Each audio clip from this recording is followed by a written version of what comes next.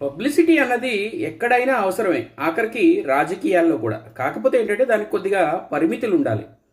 ఈ మధ్య విజయవాడలో వచ్చిన వరద బాధితుల సహాయార్థం అనేక మంది సీఎం రిలీఫ్ ఫండ్కి అలాగా డొనేషన్స్ ఇచ్చారు కదా.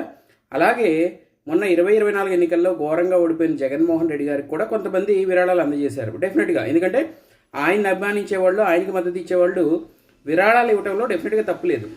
కాకపోతే ఇక్కడ విచిత్రం ఏంటంటే ఫస్ట్ క్లాస్ స్టూడెంట్ అంట, మీరు విన్నది కరెక్టే, 1వ తరగతి స్టూడెంటు పాకెట్ మనీ అంట 72,000 అంట తీసుకెళ్లి డొనేషన్ జగన్మోహన్ రెడ్డి గారికి ఇచ్చిందంట.